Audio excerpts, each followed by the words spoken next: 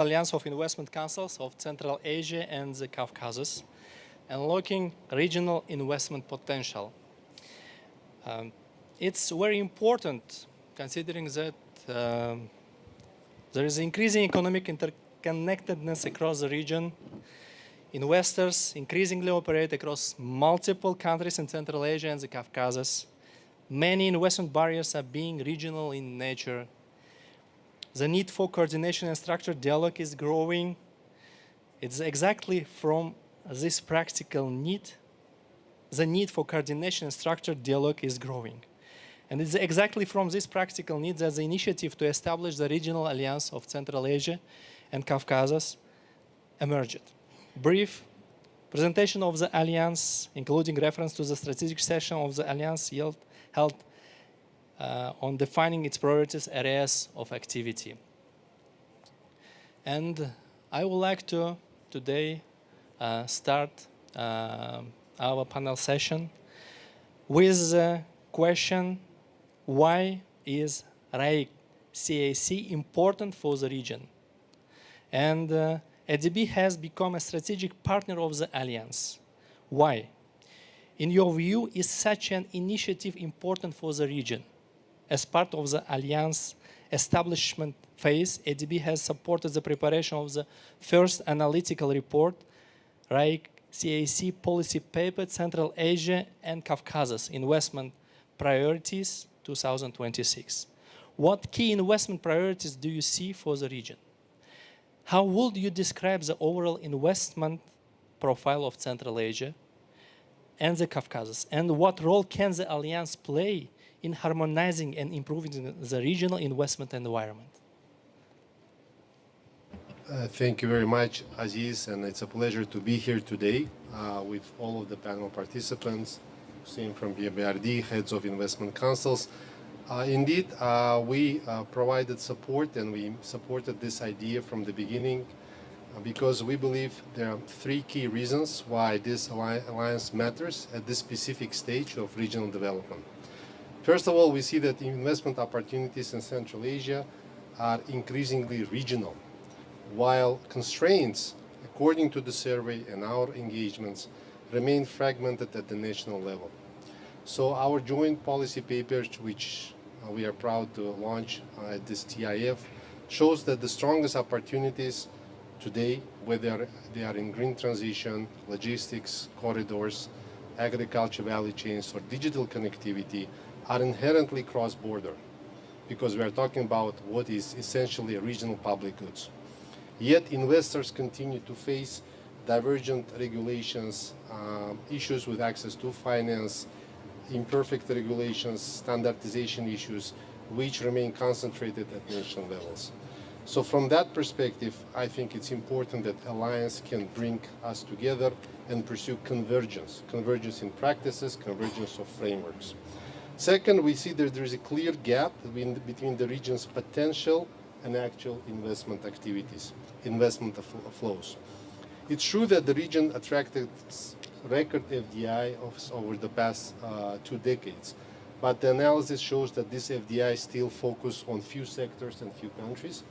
And what's even more important, intra-regional investment flows are modest. They're picking up, but they are quite modest. So from that perspective, I think it's quite important that we pursue not just opportunity itself, but opportunity for coherent regional investment proposition.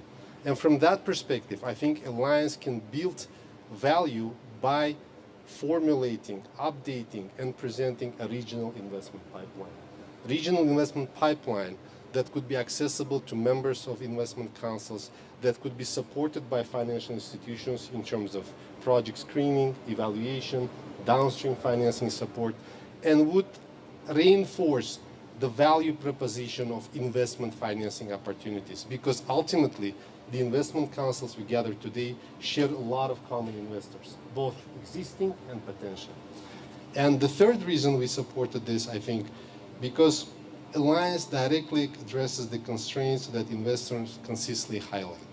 I mentioned some of them in terms of regulatory complexities, in terms of limited legal predictabilities, financing constraints, and also, of course, geopolitical uncertainties.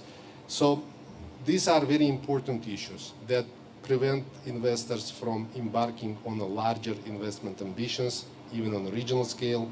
So I think the Alliance can provide the platform to tackle this in a more practical way by supporting policy coordination, by promoting best practices, by engaging institutions like ADB, BRD, and other development partners to support broader regional knowledge exchange, and perhaps also supporting financial innovation. Because some members of the Alliance have been quite advanced, let's say in green bonds.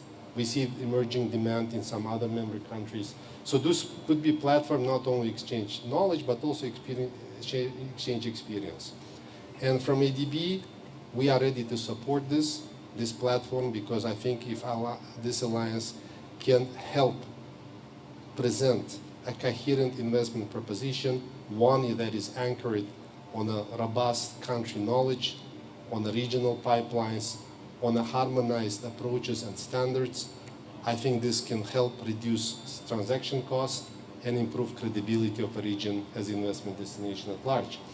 And from our side, we support the alliance and commit our financing and advisory to this end. Thank you very much. Thank you very much. It's important to listen and to note the position of international financial institutions. And now I would like to ask EBRD. For many years, EBRD has supported governments across the region in developing mechanisms for dialogue with investors, including through the establishment and the support of investment councils.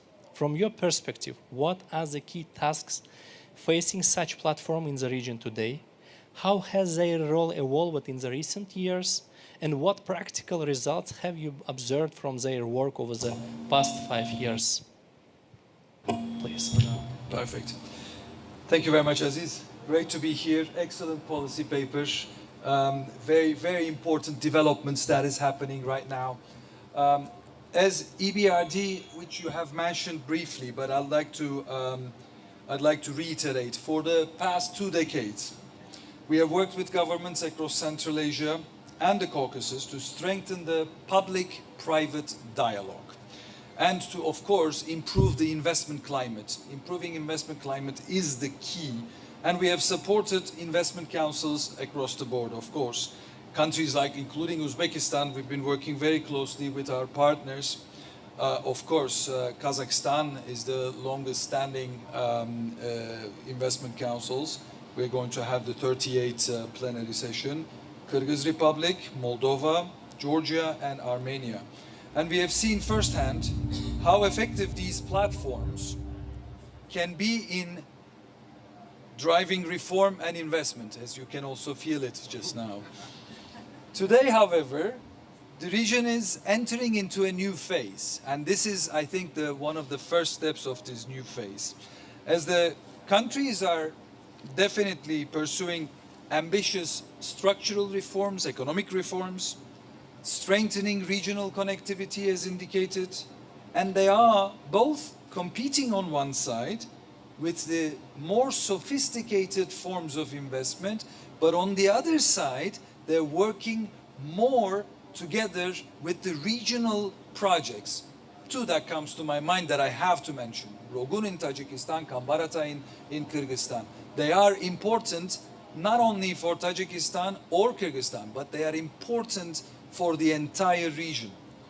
And let me address your question in 3 parts now. First, you said, what are the key tasks facing the platforms? So traditionally, investment councils focused on, of course, unlocking the business constraints. How can we, improve quick wins on the regulatory improvements, etc. That remains important. Don't get me wrong, that's absolutely important for the investors today. But the investors today also expect much more. And I will tell you 5 things why. What are those? 1, prioritize structural reforms that attract higher quality investment. This is also similar to what we are trying to do as IFIs in each of the countries that we operate in. Create predictable, transparent, and investor-friendly regulatory systems or platforms or frameworks and addressing the emerging challenges on the geopolitical side or the general trends like the green transition, like the digitalization trend, as well as the, right now, particularly connectivity, supply chain resilience, critical raw materials are important.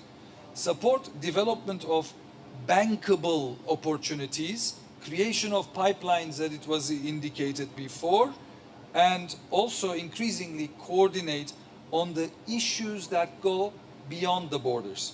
So many of these challenges investors face today, whether related to transport corridors, custom procedures, or energy interconnections, or digital infrastructure, or investment protection, cannot be solved by one country alone. It's multinational, it's regional.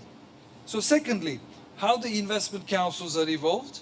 So investment councils used to be the platforms on the consultation side. So they used to be more of consultation platforms, but now we're moving into implementation platforms. So 10 years ago, for example, the success was measured by number of recommendations that were mentioned, for example, in the plenary sessions, or what was discussed in the plenary sessions. But now, it's really important to see what are the successes measured in reforms that are delivered, number of obstacles that are removed, and more importantly, the amount of investment that is mobilized. So this is one important shift. The second important shift is the integration, regional integration.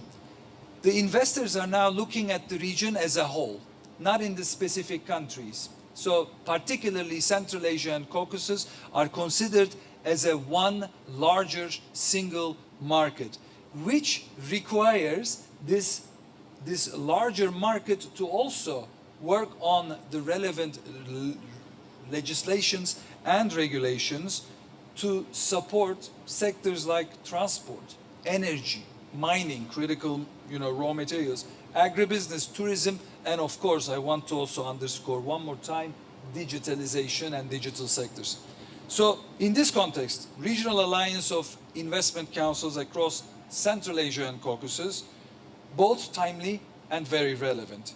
It provides that mechanism, aligning reform priorities, sharing practical information across investors' councils as well, creating the pipelines, and engaging collectively with the IFIs as well as the global investors.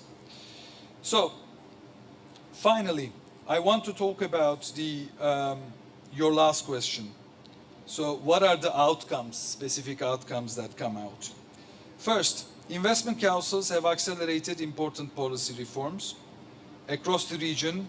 Of course, investment legislation, licensing and permitting regimes and systems, taxation frameworks, as well as the customs procedures. And second, they have strengthened the trust between the government and the private sector. And this should be also strengthened even further, and this definitely is going to help standing strong as the alliance is going to help this vital channel for consultation, coordination, as well as the rapid response. And third, they have increasingly become vehicles for investment mobilization. Pipeline building, we have talked about, investment mobilization is going to be more and more the jargon that we're going to continue to hear. And important examples are definitely out there. So let me give you one recent example from Uzbekistan, what we have done with you. At the Foreign Investors Council in 2025, 21 policy proposals were presented during the plenary session last year. We were all there. And then they were all implemented by the government. And I have to say, very happy that 2 of them were actually proposed by DBRD. That also shows how important it is to coordinate with the IFIs, that it supports particularly the private sector investment and the FDI. The second was the establishment of the fixed secretariat here in Uzbekistan, an independent legal entity, of course, alongside the introduction of the fees for council members, which Companies do not like that, but it is important for sustainability, independence, and long-term effectiveness of this independent entity as well. So these two, we are very happy out of the 21 that were implemented. So looking ahead, I believe the next stage of the evolution is also fairly clear. National investment councils will continue to remain essential, but impact can be significantly increased and amplified. So by working together, countries can move beyond just discussing reforms, but beginning to shape the implementation. Implementation with solid pipeline development, with solid investments, and implementation of the reforms, which can also be seen in the numbers as well. Just one final word that I want to indicate. Central Asia alone grew by 5.6% last year. And as per the regional economic prospects of EBRD, it is expected to grow another 5.3%.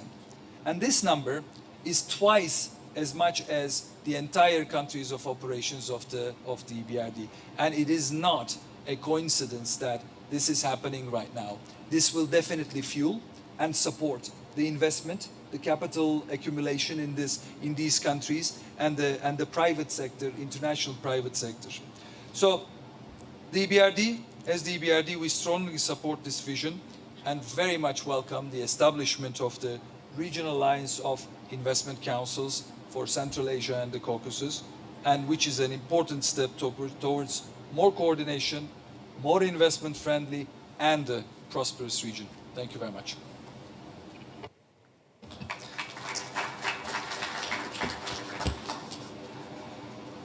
Ozan, thank you very much. You almost talk about everything what I plan to talk within presentation of a Foreign Investors Council about Uzbekistan, about the results. But you're right, it's important part that IFIs support and help to properly evolve. And this is a natural next step for reforms of implementation of all initiatives, which fundamentally changes all investment environment. Thank you for your speech, and now I would like to go for the voices of regional investment councils. And I have following questions which I would like to ask our participants. We have 7 investment councils and national investment agencies represented today. And I have 3 questions to them. First, tell us about the activities and role of your organization. Second, what are the most important investment policy priorities for your country today? And third, which areas and formats of cooperation with Regional Alliance do you consider most important? Exchange of best practices, joint investment promotions, work on cross-border investment projects, analytics and policy dialogue, or other areas. First, I would like to ask Head of Investment Council of Armenia, Josep Patvakanyan. Please. I'll try to bring it here. It's better? Okay. Sorry for that. Thank you, Aziz. Thank you, everyone, for this amazing session put together. I would like to give you an idea of how Investment Council of Armenia works, and going back to your questions. So Investment Council of Armenia was created by the decree of Prime Minister. As of now, it is the biggest public-private dialogue in Armenia, outreaching over 40,000 businesses operating in Armenia. And the way it is constructed, it comprises both foreign investors, local investors, exporters, but also players in the financial market. So the way it works in our case is the 2-tier system. There is the sub-council meeting with Minister of Economy, and there are council meetings led by the Deputy Prime Minister. And to give you an idea of how dynamic things are, usually we have twice per month meetings with either minister or the Deputy Prime Minister. And we're able to cover annually around 36 to 38 council meetings and around 30 to 32 reforms. When I say reforms, it's not just the policy recommendations that are presented, but are fully adopted by the Parliament of Armenia. So in this scenario, we also do the monitoring of the results to see exactly what was mentioned, to see what is the impact of the result, not just the number of recommendations made or number of recommendations adopted, but what they actually mean in practice, to what type of investments they lead to. And the recent monitoring that we did turned out that around 30 reforms that we cover annually bring around 800 to 900 million of investments in total, both locally and from the foreign investors. Some of the things that we've done just recently, there are several pillars we focus on. First is the alternative financing instruments. So we've implemented the convertible bonds reform that helps the companies to turn their bonds into the equity. The second one is the simplified agreement for future equity, which allows the companies to invest in a certain type of investment project and let it grow, and only then to turn into equity at a kind of discounted price. And the crowdfunding investment platform regulations, which basically allow now the platforms, investment platforms, to be in Armenia, where you can invest $100, $200, $300, and to get an automatic conversion of it into the equity, into the shares in the company. So through utilization of these schemes, this is like one of the fresh things that was adopted, around 6 months that it is already in the adoption, and already $30 million are raised through these instruments in Armenia in terms of the investments. The second pillar is the Economy Modernization Act, is the framework of co-financing mechanisms between the from the government to the businesses to increase their productivity. So it comprises of 3 pillars. First is the equipment, to have the high-tech equipment into their manufacturing, into their infrastructural projects. The second pillar is the attraction of highly qualified specialists, highly skilled workforce, where the government is kind of covering around 30 to 50% of these international skilled professionals engaged in the operations of the company. And third is digitization and automation. And through this scheme, around 5,500 companies are now utilizing, and they've invested over 800 to 900 million alone within the last 2 years.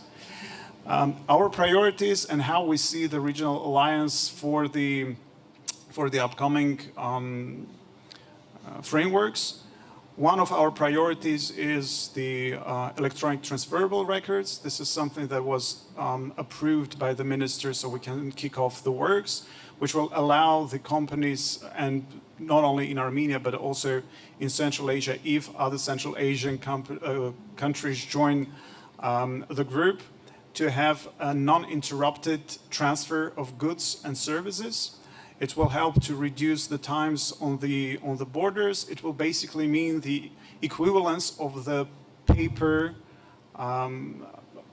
documents to be in place. So you will not need any further administrative burden when you transport the goods from Central Asia through Armenia or the Middle Corridor to Europe and vice versa. In our estimation, this will cut down the trade costs by around 30 to 35% in the initial stage, and in the midterm, it might cut it down to up to 45 to 50%. Another priority that we have is the export diversification agenda. This is, I believe, another point where the Central Asia and South Caucasus could work hand in hand together, because those are the markets that are quite well known to each other. Whether it's a participation in the bigger value chains, in the textile sector, let's say, or food processing sector, or entering into the retail chains of each other, I believe this is a great opportunity that we're now missing. I've been talking to some of friends in Central Asia to understand to what extent Armenian products are presented at the shelves in the retail chains and vice versa with our Georgian colleagues and Armenian colleagues. And I see that there is a lot of capacity there that can be filled out. Also bearing in mind that the consumer markets in these countries, they are quite familiar with those type of products. And the third priority area, again, which can very well fit within the regional agenda, is the financial market agenda and the financial instruments, derivative instruments that we already started working on. In our estimation, for Armenia, this can be the new tech sector. In tech sector, we've been working for around 7 years in implementation of different incentive frameworks and reforms. And right now we have around 4 to 5 billion of investments in the tech sector alone, with the biggest AI data center by NVIDIA being now in Armenia. So what we want to have, the financial sector to be the next tech sector for Armenia. And I believe when it comes to the financial centers and financial hubs, Central Asia and Caucasus have the capacity to be presented to the world as one financial hub and one financial center. And I believe this is an area where the legislation can be synchronized much, much easier than trade, let's say, given that some of us are in Eurasian Economic Union, some of us are not. And with the derivative instruments framework that we are now already discussing, I believe there is so much that can be done in terms of also sharing the knowledge and bringing this synchronization in place. Thank you very much.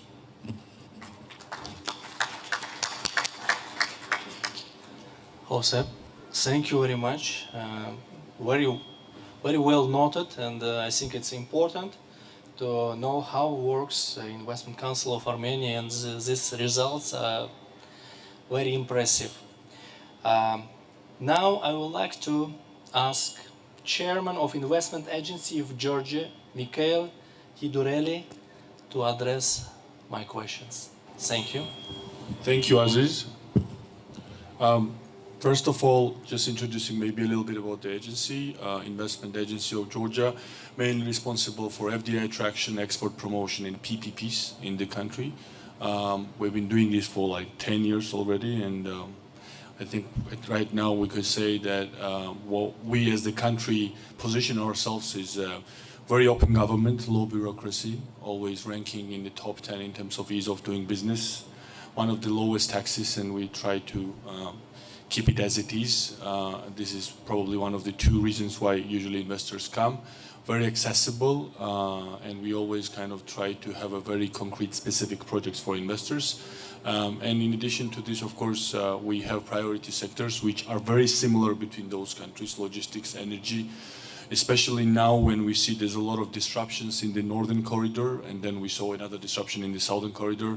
I mean, Georgia, we were always positioning Georgia as an ancient Silk Road, middle corridor, but now I think it became obvious and gained more momentum. And we are using this momentum, building deep sea Anaklia port and developing the infrastructure East-West Highway, which is almost done, 99%. So, of course, energy, we are on, now the project Black Sea underwater electric cable is underway, connecting different countries. And when we're talking about the cooperation between the Central Asian and South Caucasus regions, I think this electric cable is probably one of the most important ones, in addition to the other infrastructure that has to be adjacent to this. So I think it's one way to answer your question about the potential cooperation.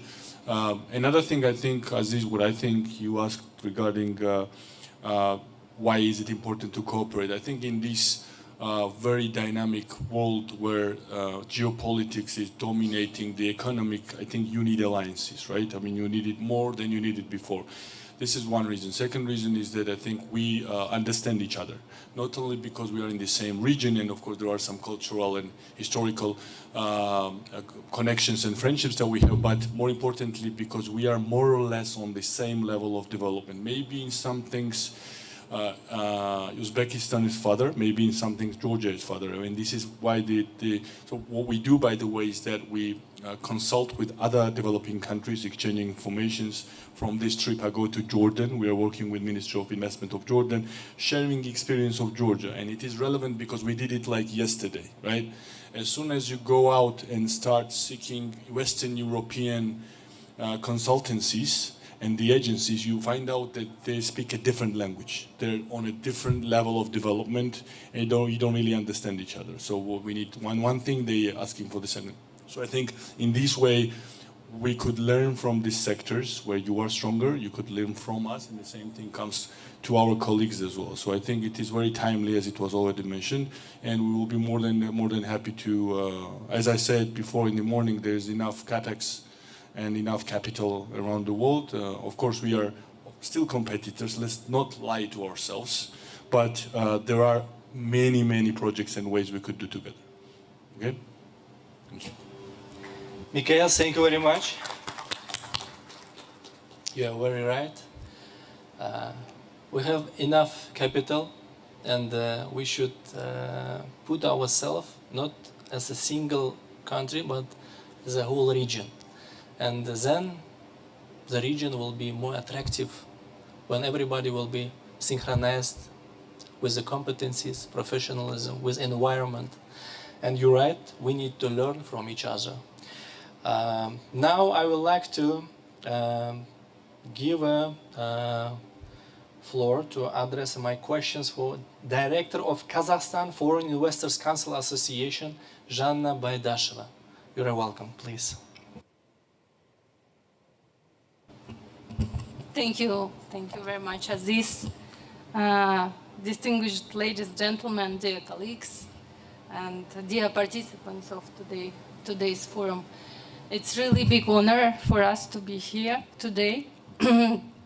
And I would like to thank once again our organizers and Uzbek size for hosting this event, which is really timely and really important for the whole region. Today, the global economy faces significant challenges and transformations, and issues related to attracting investment, enhancing competitiveness, and strengthening investor confidence have become particularly important. So in this context, the establishment of Regional Alliance of Investment Council of Central Asia and Caucasus is both timely and forward-looking initiative. The Foreign Investors Council, chaired by the President of the Republic of Kazakhstan, is an advisory and consultative body, serving as a key platform for fostering opening and constructive dialogue between government and between businesses, international businesses, and between President administration and President personally.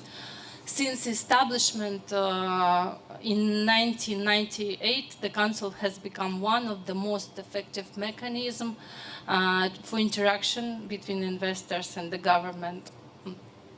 So our Council brings together senior executives of leading international companies, international financial institutions, and government bodies. And our association, Kazakhstan Foreign Investors Council Association, serves as a secretariat of the Council and ensures coordination between all foreign investors and government authorities on a wide range of issues related to investment activity. Over the years, the Council has made a significant contribution to improving legislation, developing investor support mechanism, and fostering a favorable investment climate in Kazakhstan. Today, Kazakhstan continues to hold a leading position in attracting foreign direct investment in Central Asia. According to the National Bank of the Republic of Kazakhstan, since independence, more than $480 billion of foreign direct investment have been attracted into the country's economy. And in 2025 alone, the volume of attracted investment amounted to $20.5 billion, demonstrating almost 15% increase compared to the previous year. And it's particularly really important to know that Kazakhstan is currently witnessing not only increase in investment volumes, but also a qualitative transformation of its structure. Sectors like manufacturing, finance, digital technologies, logistics, renewable energy are becoming increasingly significant. This reflects a gradual transition towards a more diversified, sustainable, and innovation-driven economic model. And at the same time, today's investor success not only a country's economic potential, equally important factors include the rule of the law, protection of investor rights, regulatory predictability, and the efficiency of public institutions. That's why Kazakhstan places particularly emphasis on improving investor protection mechanism. And in recent years, a comprehensive and multi-level system for investor support and protection has been established in the country.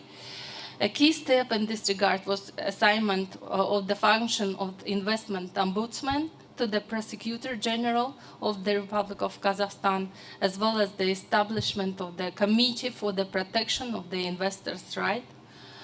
And also today, unified investment support system is in place, including the investment headquarters under the government, the Investment Attraction Council, Regional Investment Council, the national company Kazakh Invest and Cominvest, as well as the digital tools for investment project facilitation. And special attention is being given to the digitalization of investment processes. The National Digital Investment Platform monitors more than 2,800 investment projects with the total value exceeding $200 billion, significantly enhancing transparency and efficiency in interaction between investors and government authorities. And we are convinced that investment flows to where trusts exist. And trust is built through consistent government policy, effective institutions, and continuous dialogue with the business community. This is precisely why investment councils play increasingly important role today. That's Hussein told above, and also all my colleagues from other countries. Looking ahead at the prospects of regional alliance of investment councils of Central Asia and Caucasus, I would like to highlight several areas with the greatest potential, and we had a rather productive dialogue today with all our colleagues. First of all, the exchange of best practices in investment policy, investors, facilitation, and regulatory improvement.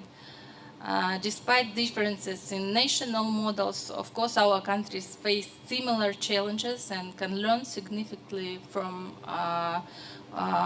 one another. Second, the development of joint investment promotion for the region. Global investors are increasingly viewing not individual countries, but entire regions as unified investment spaces. And therefore, Central Asia and Caucasus can and should position themselves as a complementary region with significant economic potential, a favorable geographic location, and growing business opportunities. And third, cross-border investment projects are of the particular importance.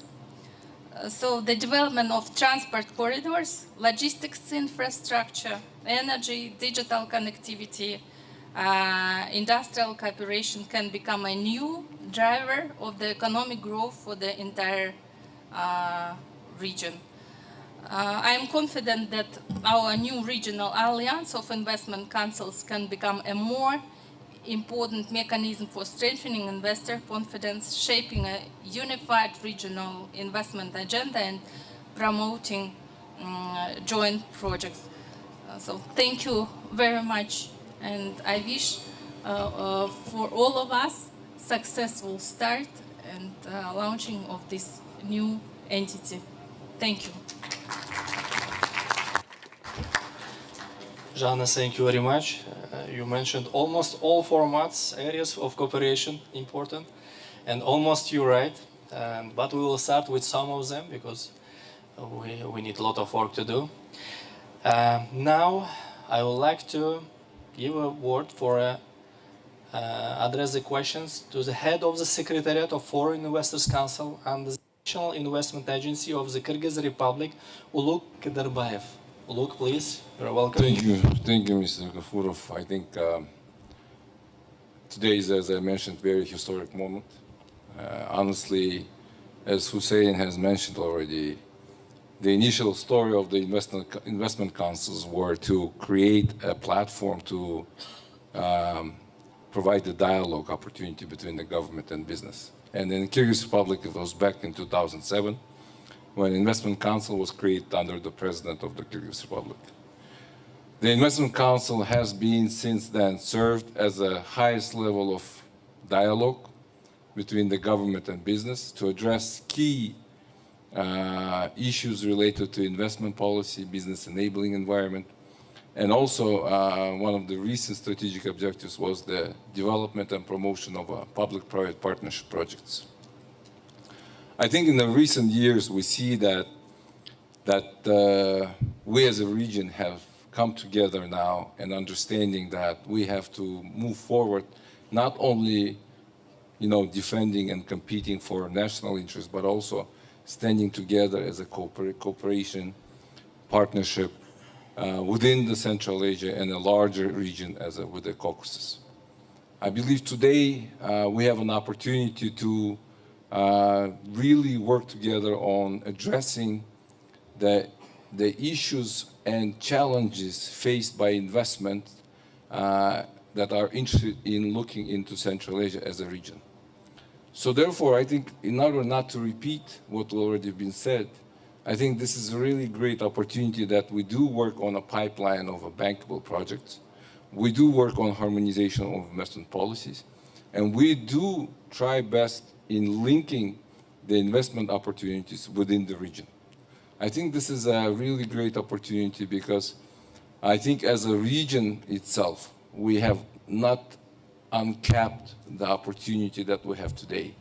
And being in the region, as already mentioned, that we are now seeing the benefit of being where we are, being in the middle and providing this middle corridor, I think we can utilize this opportunity.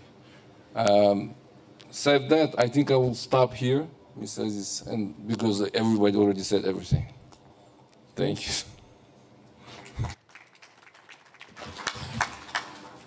Mr. Kadirbayev, thank you very much. You are very short, but it's very important thing.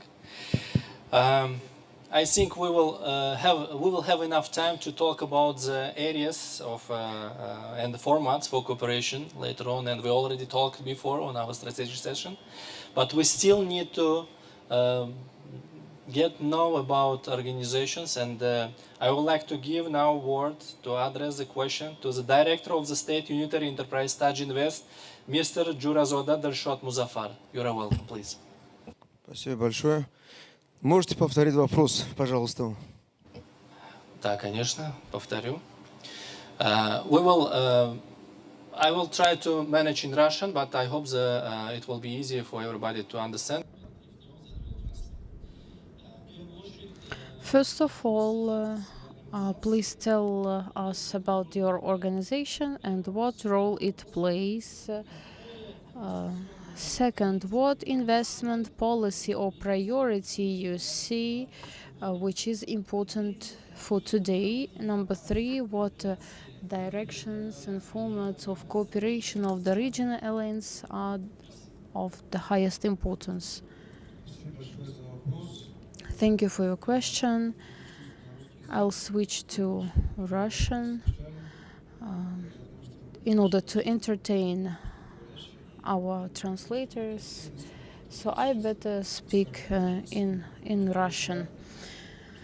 I'm so happy that today we have such an opportunity that we meet. There is no such a similar platform, and TIIF was timely organized as others consuls. We are attracting FDI, we have our KPI reports, but the question is why we have similar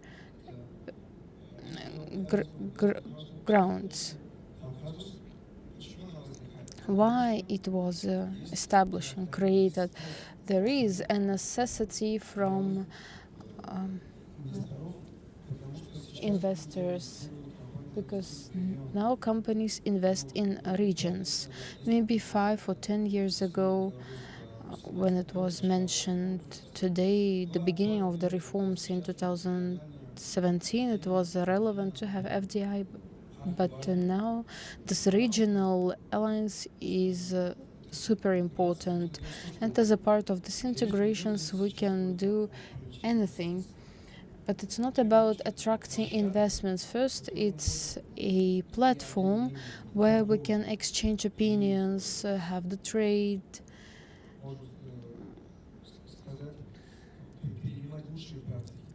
and acquire best practices. Today we discussed about financial centers that operate for 10 years already in Kazakhstan, and Kyrgyz colleagues also want to introduce international financial centers. Игры для мировых инвесторов. Для нас сегодня прекрасная возможность обсудить этот вопрос с каждым из вас и уже делать какой-то homework у себя в Таджикистане. Поэтому площадка очень своевременная, нужная, мы ее поддерживаем. Наверное, я сейчас не буду рассказывать, чем мы занимаемся, как Таджикистан, потому что понятно, что мы пытаемся каким-то образом повлиять на наш ВВП, который, кстати, последние 10 лет одним из лучших является и в Центральной Азии, и в СНГ, потому что наш ВВП растет за последние 10 лет больше, чем 8%. Это очень стабильно. Кстати, по вопросу стабильности, значит, есть Международный институт Галлап американский, в котором последние 5 лет Таджикистан занимает топ-3 стран по безопасности. Потому что, когда мы говорим про инвестиции, это тоже очень важно. Вот. Из новостей мы обновили инвестиционный закон в Республике Таджикистан, который нацелен на защиту инвестиций. Кстати, у нас в Таджикистане права международного инвестора и локала, они равны, что тоже дает очень много, скажем, плюсов. Вот. Ну, в основном я хочу поздравить всех нас с этой площадкой и поздравить конкретно Узбекистан с 5-м юбилейным, значит, сообществом, сегодняшним, значит, мероприятием. Мы не первый год участвуем и видим, что я слышал, что около 100 стран участвуют. В прошлом году мы делали форум в Душанбе, у нас участвовало 52 страны, это тоже был для нас большой успех. Но 100 стран в Узбекистане, это значит 75 стран в следующем году в Душанбе, в Таджикистане. Поэтому мы рады, это успех региона на самом деле, поэтому вот вы правильно заметили, что уже это не конкурировать, а кооперировать, больше дорог нет только туда. Поэтому всех нас поздравляем и давайте находить общие какие-то пути кооперации и только вперед. Спасибо.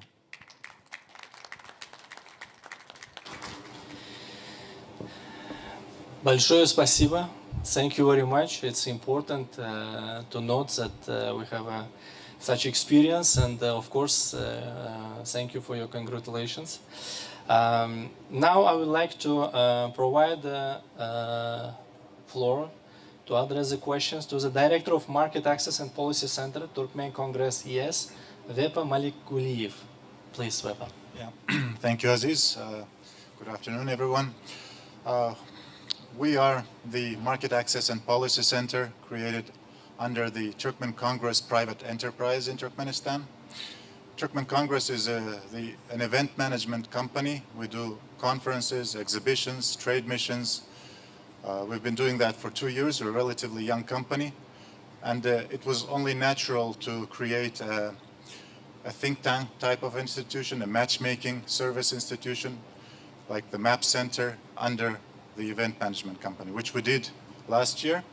The main services are the market intelligence and business advisory, and more in-depth research we plan to do in the near future as well.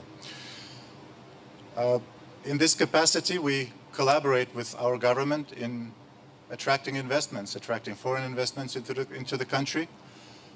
Basically, we perform the functions, we aim to perform the functions of an investment promotion agency in this capacity.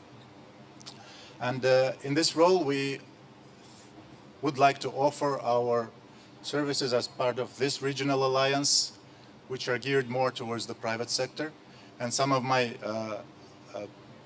thoughts that I will express now are more geared towards working with the private sector and thus getting to some quick wins as part of this regional alliance, even in the next several months.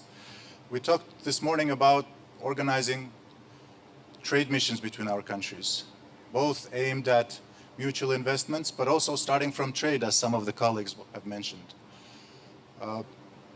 Like we have 8 countries in the alliance, 7 bilateral trade missions can be possible for each of the countries. Why not start implementing them? Exhibitions, let's share more information about business events in each of our countries so that the private sector from our countries, they know, at least are aware about each other's events and travel more. Oftentimes they are interested to travel to other countries, but there's some lack of information. So we could create a database of these business events in the region, and the Secretariat could take on that function possibly. Moving on, we could develop a database of our private companies. Each of us, both the investment councils and the investment promotion agencies, we have a wide constituency of private companies within our countries. With the permission of those companies, we could converge all of that information into one single unified database and make it available for all of the companies within the region. Yeah, also a lot of benefits in that, and no need to explain what are those benefits. So, and from there we could move on to the database of bankable projects within our countries, as some of us have mentioned as well. So let's start with something like that, the very practical thing, and it goes in line with what Hussein Bey was saying about the shift in the Investment Council's operations from moving from the policy advisory role to the implementation and deliverables focused role. We stand ready to engage in all of that exciting work. Thank you, Eva. It's very important, and now let me briefly tell about the Foreign Investors Council in Uzbekistan. It's established in 2019 with the initiative of EBRD and support of the President of the Republic of Uzbekistan. It's chaired by the President, co-chaired by the President of EBRD.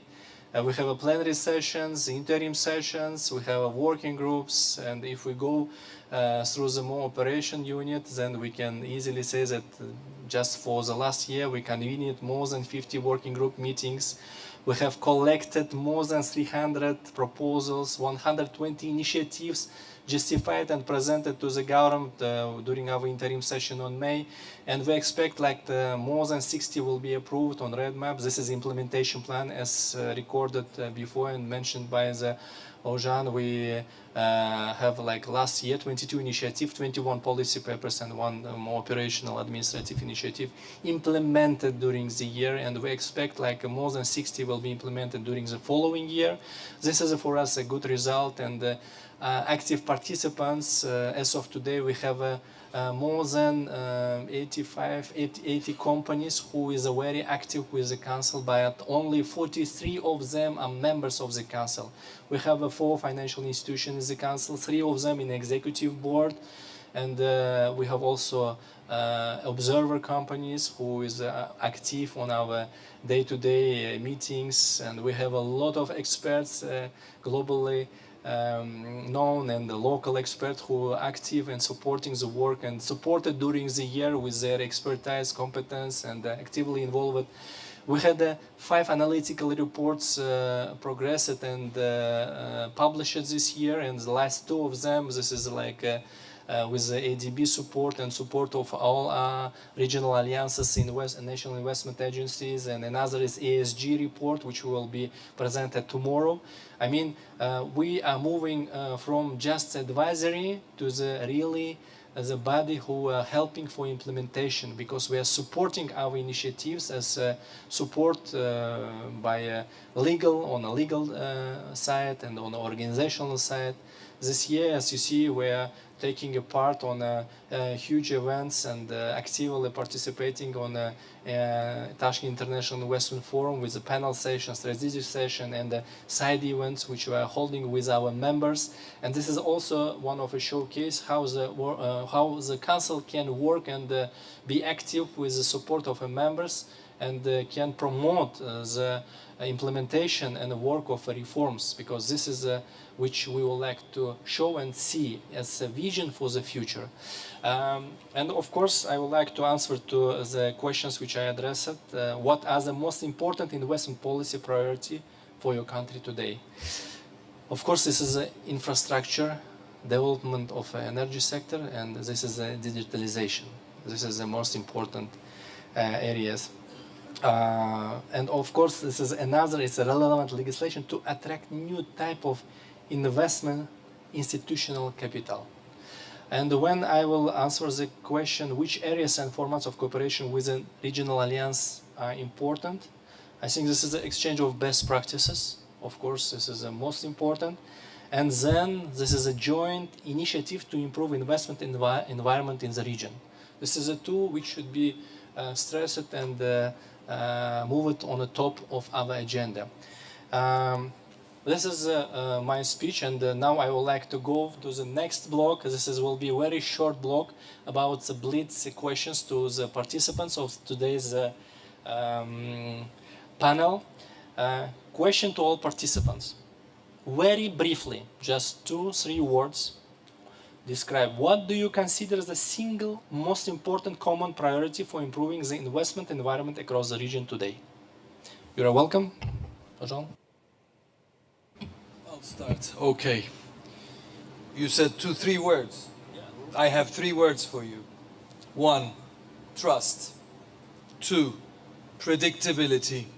3, reliability. If all the countries manage this and put it all together with cooperation and collaboration, I think this is the most important ingredient that will help international investors to have more trust, reliable, predictable partner so that they can continue and accelerate investments in our region. Thank you. Thank you. Thank you very much, Aziz. I will try to stick to TUR of 3 words. So I would offer first clarity of our objectives. Second, coherence of our approach. And third, commitment, because all of this will not yield us a lot of results without commitment. We need to be patient. So 3 C's. Thank you very much. Mihail? Oh, no. Hovsep? Thank you. I would say integrated value chains. Each of the countries of the Central Asia and the South Caucasus, however much we want it or not, one is excelling in one thing, the other is excelling in other things. There are certain overlaps as well. But if we're able to build upon what we excel at into the integrated value chain, in one place raw materials, in the other place R&D, in the other place the trade routes, in the other place logistics, I think, leveraging at what each is at the best at as the initial integration of the value chains. This will be the 3 words I would use: integrated value chains. Thank you. Mikhail? Aziz, can you repeat the question? What do you consider the single most important common priority for improving the investment environment across the region? Okay, yeah, I think what I mentioned before, more information exchange between us, because we might not know, I'm sure there are things that we are not even thinking right now. Maybe also conducting, maybe by the help of ADB or EBRD, maybe conducting multi-country investment proposals. This is something concrete that we could do. Again, I'm thinking about middle corridor because this is the dominating topic now. So I think, I think this is what we need right now, concrete projects that we can offer investors, right? Thank you, Mikhail. Vepa, please. Yeah, I'd like to kind of continue the spirit of the thought that Hovsep mentioned about the value chains, and as a way to make them happen is trade is one word. As a way to make trade happen is mutual missions, visits, and as a tool to support that activity is the unified database. Basically, this, in the spirit of quick, small steps, those are the three words. Thank you, Wepa. Jana, please. Thank you. So I just support all previous speakers and want to say that clear rules of the game for all region and aligned policies and measures for investors and maybe unified proposals for all.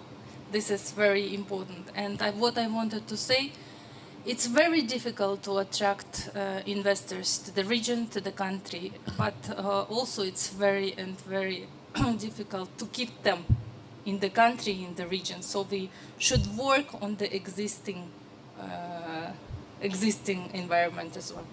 Thank you. Thank you, Jana. Uluk, please. I was going to say chai, plov, and samsa, but since we're in a battle of vocabulary words. But to be honest, all of that said, the very most important part is that we keep the communication. I think we need to talk to each other. That's number one task. Otherwise, we don't know what we're thinking. Secondly, I think connectivity. I mean, I flew to Tashkent from Bishkek, direct flight, 1 hour, 20 minutes. I hear colleagues flew, you know, they're 1 hour flight away from here, but they flew through Istanbul. I mean, what kind of investments we're going to talk when if we travel, you know, to the other region to come back. So this is one, connectivity. And thirdly, of course, I think openness. Because you can communicate, but if we're not open to the ideas and suggestions, I mean, most of the things will not go through. So if we keep communicating, open to the ideas and suggestions, and also strengthen the connectivity, I think that's very, and drink tea, eat plov, peshparmak, hinkali, I mean, you name it. I mean, we got to do all of that. Thank you, Luke. Jurazada, please. I choose my own 5 lovely words. First, so organize workshops to create regional products. The second one, create pipeline of the regional projects. I think it's very difficult issue. So next is attract real investment to the region, like quick wins, responsibility and commitments, and of course friendship, trust and friendship. Thank you. Thank you very much, Jurazada. And now I would like to add my own 3 words. You know, the important thing, I think, considering all the words and all the answers for the questions, this is like to create single investment platform for the region. It's first of all, we need to collect all information and open access to that. And this will help collaborate and be like a transparent, active, communicative, and everything is included in this. Thank you very much, and I would like to summarize. I see the region faces many similar investment challenges. More coordinated approach to investment policy are increasingly needed. Investment councils are evolving into not only a national but also regional dialogue platform. And of course, the next steps, it's the signing of a regional alliance memorandum, which we are planning on the 18th of June within the plenary session of Foreign Investors Council. This is the development of the alliance roadmap. This is important because we need to know exactly how, when we'll do everything what we are planning. And of course, this is the expansion of joint initiatives, projects and partnership, which we are discussing today during a strategic session and during a panel session.